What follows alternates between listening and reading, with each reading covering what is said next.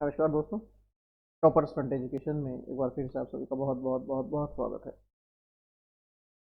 NTA net paper first, बड़ी ही अजीबोगरीब परिस्थिति। कैसे करें? अगर जेआरएफ निकालनी है या नॉर्मल नेट भी निकालनी है तो पेपर फर्स्ट के अंदर आपकी परफॉर्मेंस बहुत अच्छी होनी चाहिए, इसमें कोई डाउट नहीं है और मेरे हिसाब से किसी को डाउट होना भी नहीं चाहिए।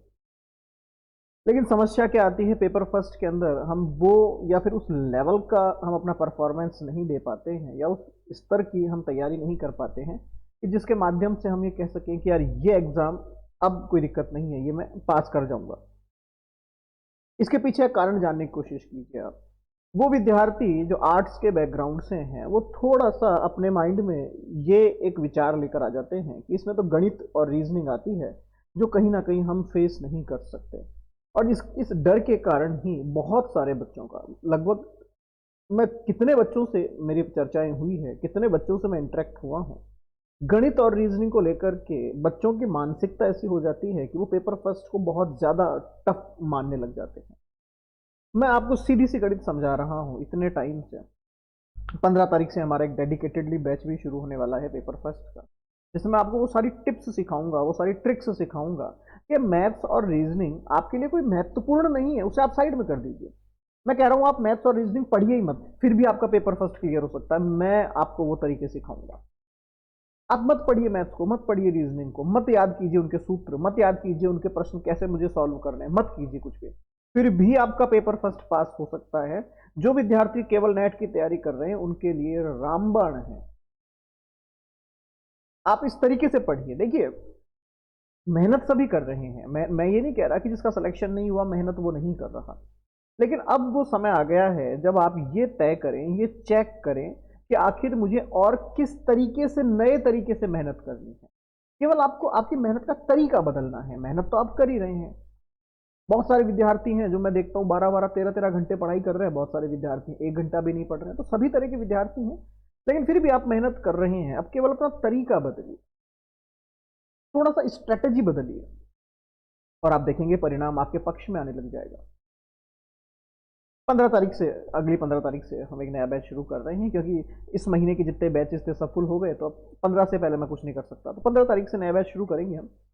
इसमें मैं आपको सिखाऊंगा कुछ चीजें। अच्छा, आज की जो क्लास है, आज का जो हमारा मुद्दा है, आज की जो चर्चा है, वो है टीचिंग एप्टीट्यूड।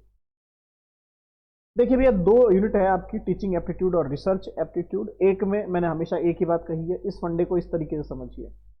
टीचिंग एप्टीट्यूड में आप एक शिक्षक हैं, आपको विद्यार्थी की तरफ ध्यान देना है। ऐसी परिस्थिति में क्या कि एक शिक्षक के नाते मैं स्कूल को कैसे संभालूंगा, एक शिक्षक के नाते मैं बच्चों को कैसे संभालूंगा, एक शिक्षक के नाते मेरी जिम्मेदारियां क्या है, मेरी रिस्पॉन्सिबिलिटीज क्या है। और जो रिसर्च एप्टीट्यूड है उसमें आप खुद विद्यार्थी हैं। मजेदारी देखिए इसके अंदर आप। मैं कहता हूं कि इसको आप उल्टा पढ़िए। आप रिसर्च एप्टीट्यूड पहले पढ़ लीजिए जब आप विद्यार्थी हैं। जब आप विद्यार्थी हैं तो आपकी अपने टीचर से कुछ एक्सपेक्टेशंस होगी। गुरुजी हम पर ध्यान दें, टीचर हमें हमें सुने, हमारी बात सुने, हमें उस तरीके से समझाए कि हमें याद हो जाए, मेमोराइज हो जाए चीज़ें, हम उसको रिमाइंड कर सकें, उसको रिमेंबर रख सकें। जब आप कहें तो हम उसको रिकॉल कर सकें। ये RRR का जो फॉर्मूला है हम ये अप्लाई कर सकें। टीचर ऐसे होने चाहिए। एटमॉस्फेयर बहुत फ्रेंडली होना चाहिए। बोर्ड के ऊपर वो अच्छे से पढ़ाएं, कहानियाँ सुनाएं, अलग अलग एग्जाम्पल्स दें, एक एक बच्चे से सुने, तब मज़ा आता है पढ़ने में। यही सब चीज़ें आप टीचिंग एप्टीट्यूड के ऊपर अप्लाई कर दीजिए, आपका काम हो गया। आपका काम हो गया। तो ये तो ट्रिक है, आप समझने का प्रयास कीजिए। ट्रिक्स में आपको ये यूनिट्स पढ़नी पड़ेगी। आज मैं आपको टीचिंग एप्टीट्यूड के कुछ प्रीवियस ईयर इंपॉर्टेंट क्वेश्चंस की प्रैक्टिस कराऊंगा। मेरा मोटिव क्या है, मैं आपको सिर्फ समझाना चाहता हूं कि टीचिंग एप्टीट्यूड के क्वेश्चन सॉल्व कैसे होते हैं। 5, 10, 15 क्वेश्चंस की हम प्रैक्टिस करते हैं और हम उसके बाद देखते हैं कि आखिर ये प्रश्न आते कैसे हैं और इनका समाधान कैसे निकालना होता है। मैं मान रहा हूं कि हमारा इस वक्त बिगिनर लेवल है, आपका और मेरा। मान लीजिए हमें कुछ नहीं आता, हमें सिर्फ एक ब्लैंक माइंड से, खाली दिमाग से, कि जब मैं बिना पढ़े गया हूं तो उस परिस्थिति में मैं किस तरीके से सॉल्व कर सकता हूं क्वेश्चन। क्या ऐसा भी पॉसिबल है कि बिना पढ़े मैं जाऊं और कुछ ट्रिक हो मेरे हाथ में कि मैं क्वेश्चन सॉल्व कर लूं? मैं वो ट्रिक्स आपको बताने जा रहा हूं। शुरू करते हैं। देखिए, अब अपने अपनी स्क्रीन पे देखिएगा, टीचिंग एप्टीट्यूड के हम क्वेश्चंस करने का प्रयास करेंगे। पहला ही प्रश्न मैं ले लेता हूं। मान लीजिए मैंने कुछ नहीं पढ़ा, मुझे कुछ नहीं आता, मैं सिर्फ केवल उठ के आ गया एग्जाम हॉल के अंदर, और अब मुझे नहीं पता कि टीचिंग एप्टीट्यूड, मुझे इतना पता है कि टीचिंग एप्टीट्यूड का मतलब ये होता है कि एक व्यक्ति है जो बच्चों को पढ़ाने जा रहा है, शिक्षक है, शिक्षक के नाते वो अपनी परफॉर्मेंस कैसी देता है, बच्चों की तरफ क्या ध्यान देता है। जब वो ब्लैक बोर्ड के सामने होता है तो उसे बच्चों को पढ़ाना होता है। बच्चों को पढ़ाने का तात्पर्य केवल पढ़ाने से नहीं होता है, वो बच्चों के भविष्य के बारे में भी थोड़ा जागरूक होता है, वो बच्चों को गाइड भी करता है, वो बच्चों को एक डायरेक्शन भी देता है, वो बच्चों को डांटता भी है तो बच्चों को प्यार भी करता है। एक टीचर की एक यूनिवर्सल इमेज है जो हमारे मनोमस्तिष्क में बनी हुई है। मैं केवल उसी इमेज को, उसी छाया को, उसी व्यक्ति को लेकर अपने चल रहा हूं दिमाग में भैया। हिंदी वाला प्रश्न निकाल लेता हूं, वरना भी आप लोग कमेंट करेंगे क्या सर इंग्लिश वाला प्रश्न था। पहला प्रश्न आपके सामने है, मैं उम्मीद करता हूं आपको दिखाई दे रहा होगा। थोड़ा सा फॉर क्लियर कर देता हूं, जस्ट अ मिनट। ओके, सतत और व्यापक मूल्यांकन है, उसकी विशेषताएं आपसे पूछी जा रही है। प्रश्न को समझिए एक बार, पहले कंसेप्ट समझ लीजिए। हम टीचिंग की बात कर रहे हैं, टीचिंग एप्टीट्यूड के अंदर ही हम मूल्यांकन की बात कर रहे हैं। आप एक शिक्षक हैं, आप कंटिन्यूअस, सतत और एक तरह से व्यापक मूल्यांकन कर रहे हैं बच्चे का, बच्चे की कॉपी का, बच्चे की स्टडी का, बच्चे की एजुकेशन का, बच्चे की नॉलेज का। इसका मतलब हो गया कि आप रोज क्लास में आते हैं, सतत रूप से कंटिन्यूअस आप उसके ऊपर फोकस करके बैठे हैं कि वो कहां तक जा रहा है। और व्यापक मतलब आप कोशिश कर रहे हैं कि हर तरफ से मैं उसका एक मूल्यांकन करूं।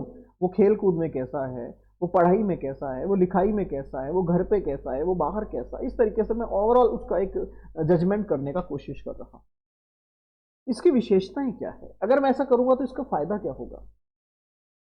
पहला है कि भैया ये कई परीक्षाएं को लेकर छात्रों के ऊपर कार्यभार बढ़ा देता है। दूसरा है कि ये अंकों को ग्रेड में बदल देता है। तीसरा, ये हर छात्र के हर पहलू का मूल्यांकन करता है।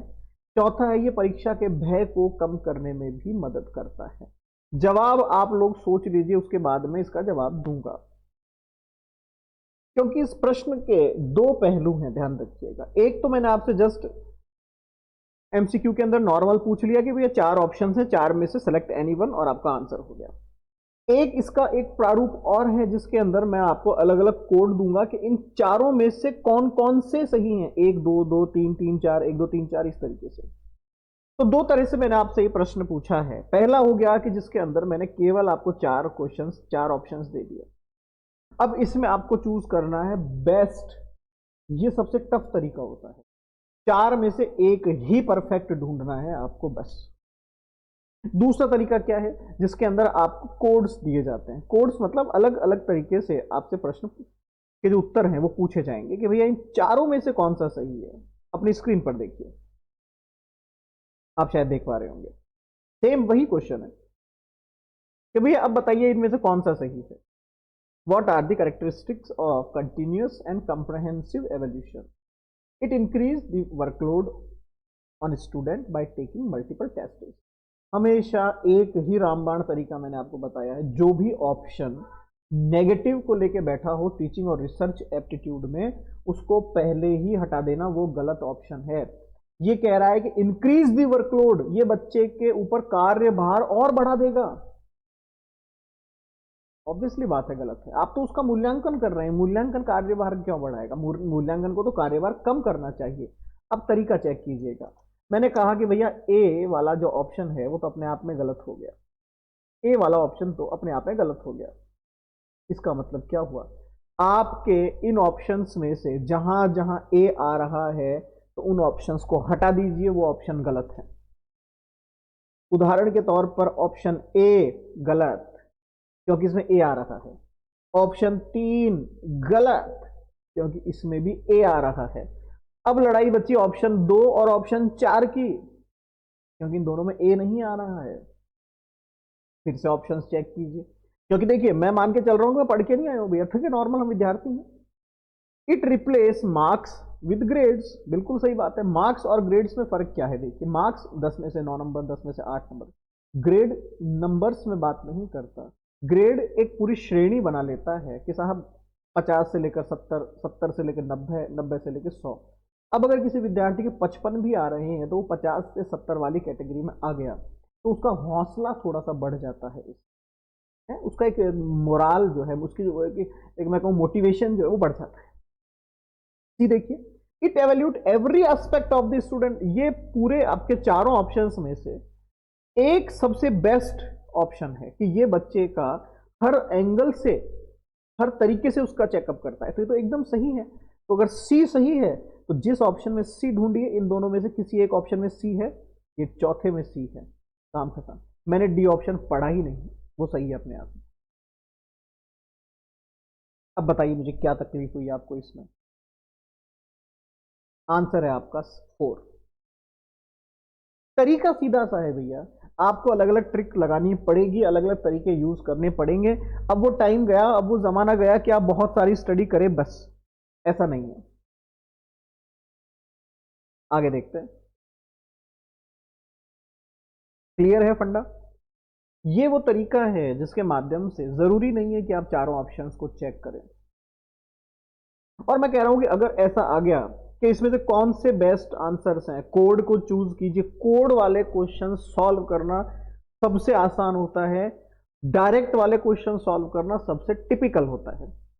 अच्छा, मैंने इस क्वेश्चन को दो तरीके से तोड़ के आपको बताया, एक जिसमें कोड्स हैं, एक में कोड नहीं है। वापस देखिए, अगर आपने नोट किया हो तो मैंने हिंदी वाला जो क्वेश्चन है उसमें कोड नहीं दिए हैं, इंग्लिश वाले क्वेश्चन में कोड दिए हैं। कारण क्या है?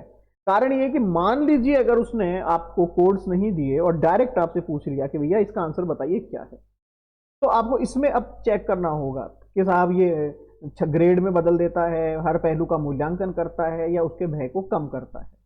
देखिएगा, भय को कम करना केवल और केवल इसका मोटिव नहीं हो सकता, ग्रेड बदलना केवल और केवल इसका मोटिव नहीं हो सकता। लेकिन ऑप्शन सी चेक कीजिए एक बार, हर पहलू का मूल्यांकन कर रहा है ये, और हर पहलू में तो बी भी आ गया और डी भी आ गया। तो अगर टू द पॉइंट क्वेश्चन आता है तो आंसर होगा आपका सी, ध्यान रखिएगा।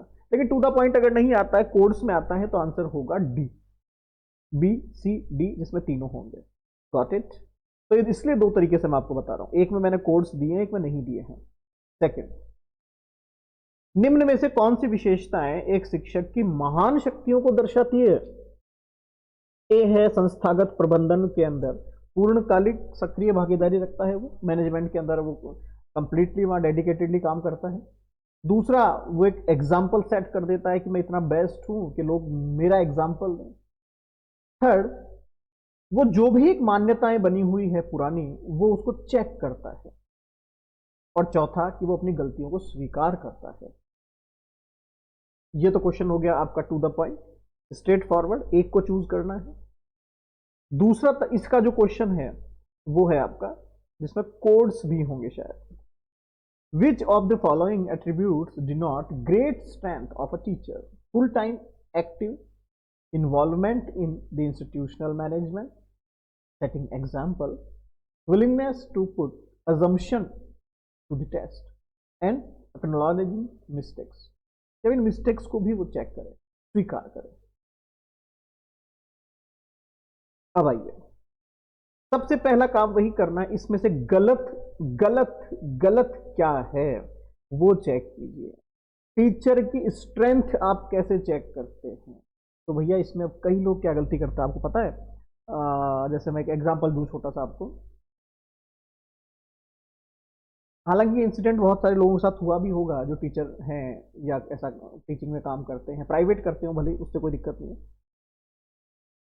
टीचर का मेन मोटिव क्या होता है? चलिए मैं आपसे पूछता हूं, मेन काम क्या है टीचर का? बच्चों को पढ़ाना, दैट्स इट। इसके अलावा कोई और काम होता है टीचर का? ना।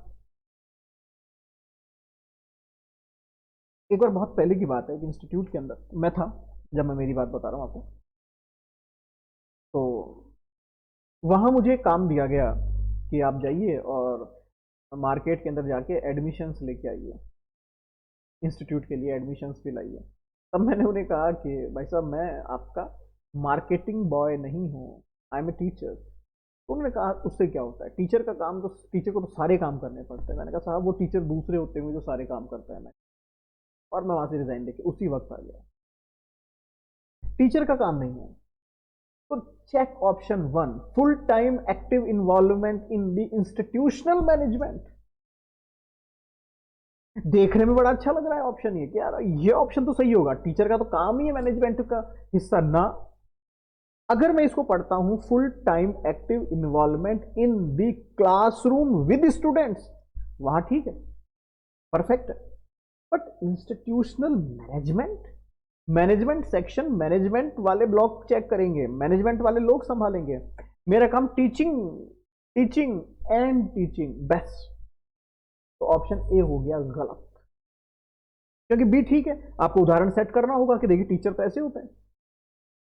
सी भी सही है, पूर्व अवधारणा चल रही है, नहीं मैं उसको एक्सेप्ट नहीं करूंगा because I am a teacher, और अपनी गलतियों को स्वीकार करना, तभी तो हम सीखेंगे। तो ऑप्शन ए गलत है। अब आइए आगे, एलिमिनेट कीजिए ऑप्शन ए, तो ऑप्शन ए चला गया। ऑप्शन नंबर 3 इसमें भी ए है, चला गया। ऑप्शन नंबर 4 इसमें भी ए है, चला गया। बात खत्म, आंसर है ऑप्शन बी, दैट्स इट। दिमाग ही नहीं लगाना, दैट्स इट। मैंने 2 3 4 के बारे में सोचा ही नहीं कि ऑप्शन 2 क्या था, 2 3 क्या था, 4 क्या था। पहला गलत है, पहला 3 में आ रहा है, मतलब ये 3 ऑप्शन नहीं हो सकते। अब ऑप्शन बचा 2, टिक कर दीजिए, काम खत्म, आगे बढ़िए। अब मुझे बताइए क्या समस्या है, यहां तक क्या दिक्कत है आपको? थोड़ा सा अपने आप को अपग्रेड कीजिए, थोड़ा सा खुद में एक बदलाव कीजिए, थोड़ा सा अपने आप को मॉडिफाई कीजिए। किस तरीके से सॉल्व करना है, किस सिस्टम से सॉल्व करना है, किस एक सिद्धांत के ऊपर चल के सॉल्व करना है। उसके बाद अब देखिए क्वेश्चन आते रहेंगे और जाते रहेंगे, आते रहेंगे और जाते रहेंगे। और नेट पेपर फर्स्ट की खासियत बताता हूं, 50 क्वेश्चन अगर आपके सामने डाले जाते हैं तो उन 50 क्वेश्चंस के अंदर से आप मैथ्स और रीजनिंग के 15 क्वेश्चंस हटा दीजिए, 35 रेस्ट ऑफ 35 जो क्वेश्चंस बचते हैं उसमें से लगभग लगभग लगभग लगभग 20 क्वेश्चन जो होते हैं वो कोड्स के अंदर ही आते हैं। 15 से 20 क्वेश्चन तो कोड के ही होते हैं। अगर आपको ये तरीका पता है तो मैं उम्मीद करता हूं आप मैक्सिमम क्वेश्चंस यहां सही कर सकते हैं। समझ रहे मेरी बात को? कंसेप्ट यही है, आपको इसी तरीके से इसमें आगे बढ़ना पड़ेगा, दैट्स इट। अब हम इसका चेक कर लेते हैं कि भैया इसका जो 4 ऑप्शंस थे, क्योंकि देखिए अब 4 ऑप्शंस में लड़ाई क्या आती है, 4 ऑप्शंस में से एक को चूज करना सबसे टफ है, और ये टीचिंग और रिसर्च एप्टीट्यूड में सबसे बड़ी लड़ाई है। रीजन, मान लीजिए मैं क्वेश्चन 2 की बात करता हूं, तो ऑप्शन 2 में मुझे पता है, क्वेश्चन 2 में ऑप्शन ए तो गलत है, तो ये तो आंसर नहीं हो सकता, मैंने हटा दिया। अब ऑप्शन बी भी ठीक है कि टीचर का मतलब तो यही है कि वो अपने आप को एक एग्जाम्पल सेट करे। थर्ड है कि वो मान्यताओं को परखने की इच्छा भी करे और गलतियों को स्वीकार भी करे। अब शिक्षक की महानता, इसमें आप कैसे चूज करेंगे? तो अब आप समझिए, अब आप कंसेप्ट को समझिए थोड़ा सा। भैया देखिए, शिक्षक का मतलब है जो शिक्षा के क्षेत्र में कार्य करे, जो शिक्षा को फैलाने का कार्य करे, जो व्यक्तियों को शिक्षित करे। शिक्षित वही कर सकता है जो लोगों को सिखाए, शिक्षित वही कर सकता है जो मान्यताओं को केवल स्वीकार ना कर ले बल्कि मान्यताओं को परखे। शिक्षित वही कर सकता है जो ज्ञान को भी परखे। शिक्षक का मतलब ही है एक तरह से आपका रिसर्चर, जो रिसर्च करे, पुनः खोज करे, पुनः खोज करे, परखे, परखे, जो परखेगा वही टीचर है। तो ऑप्शन सी आपका करेक्ट आंसर। एक क्वेश्चन और लेते हैं इसी बात पे, बड़ा आसान लग रहा होगा आप सभी को। ऑप्शन सॉरी क्वेश्चन नंबर 3 देखिएगा।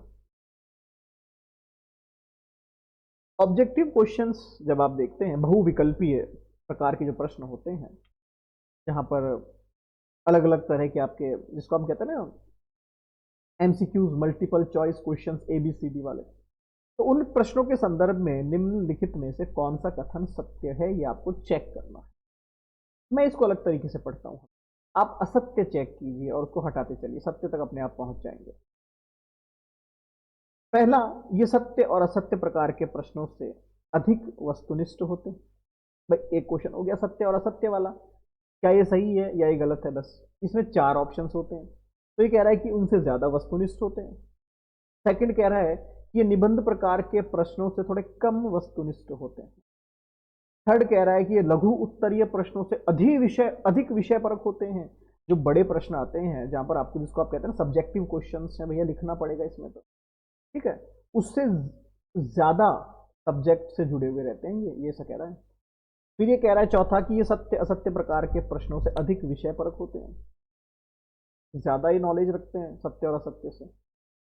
अब इसको इंग्लिश में देख लेते हैं।